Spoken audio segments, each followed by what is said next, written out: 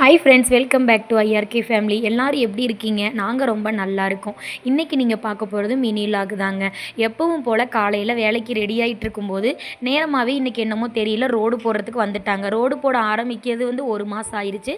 But இன்றைக்கி காலையிலேயே ஆரம்பிச்சிட்டாங்க ஃப்ரெண்ட்ஸ். அதையும் கொஞ்சம் நேரம் பார்த்துட்டு வேடிக்கை பார்த்துக்கிட்டே இருந்தோம். ஏன்னா சின்ன வயசில் நம்ம ரோடு போட்டாலே அதை பார்த்து ரசிக்கிறது உண்டு. அதுக்கப்புறம் வேலைக்கு கிளம்பி போயிட்டு நம்ம ஈவினிங் வீட்டுக்கு வந்தாச்சுங்க. பாப்பாவை சாயந்தரமாக கூட்டிகிட்டு வந்து அவளையும் டியூஷனில் விட்டுட்டு இன்றைக்கி எனக்கு வேலை சீக்கிரமாகவே முடிஞ்சிருச்சு. அதனால் நான் 7 மணிக்கெல்லாம் சமைக்க ஆரம்பிச்சிட்டேன். எப்போவுமே 8 மணிக்கு வருவேன். இன்றைக்கி வேலை ஈஸியாக முடிஞ்சிருச்சு. அது மட்டும் இல்லாமல் தீபாவளி முடிஞ்சு வேலை ரொம்ப டல்லாக இருக்கிறதுனாலேயே எனக்கு இன்றைக்கி வேலை சீக்கிரம் முடிஞ்சு நானும் வீட்டுக்கு வீட்டு வேலையை ஓரளவுக்கு முடிக்க ஆரம்பிச்சிட்டேன். அது மட்டும் இல்லாமல் எப்போவுமே வேலைக்கு நம்ம கிளம்பிட்டோம் அப்படின்னா நமக்கு ஈஸியான வேலையை நம்ம செஞ்சு வச்சுட்டோம்னா நமக்கு ஸ்ட்ரெஸ் இல்லாமல் இருக்கும் ஃப்ரெண்ட்ஸ். பாப்பா டியூஷனுக்கு போயிட்டு வந்ததுக்கப்புறமா அவளுக்கு சாப்பாடு கொடுத்துட்டு அவளையும் உட்கார வச்சுட்டு ப்ராஜெக்ட் செய்யணும் அப்படின்னு சொல்லி ரொம்பவே கன்ஃபியூஸ் ஆகிட்டு இருந்தா. பாப்பாவுக்கு அதை முடிக்கிற மாதிரி தெரியல. அதனால் நானே டைம் எடுத்து அந்த ப்ராஜெக்ட் ஒர்க்கை செஞ்சு கொடுத்துட்டேன் ஃப்ரெண்ட்ஸ்.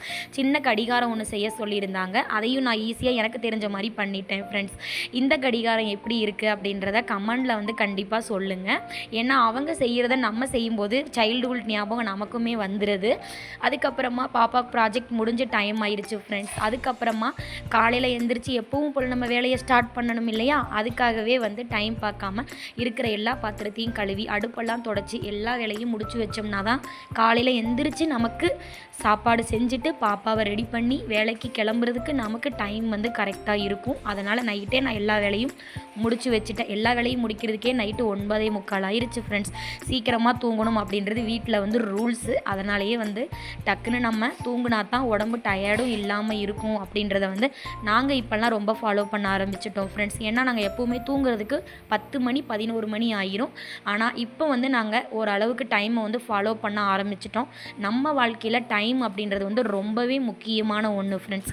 அதனாலேயே நாங்கள் எல்லாத்தையும் கரெக்டாக இப்போ ஃபாலோ பண்ணுறதுனால எங்களுக்கு அது பெருசாகவே தெரியல. நீங்களும் டைமை கண்டிப்பாக ஃபாலோ பண்ணுங்கள் ஃப்ரெண்ட்ஸ். இந்த வீடியோ உங்களுக்கு பிடிச்சிருந்தால் மறக்காமல் நம்ம சேனலுக்கு ஒரு லைக் பண்ணிவிட்டு சப்ஸ்கிரைப்பும் பண்ணிக்கோங்க. நெக்ஸ்ட் ஒரு வ்ளாகில் பார்க்கலாம். டாட்டா, பாய் பாய். எல்லாருக்கும் good night. Thank you so much.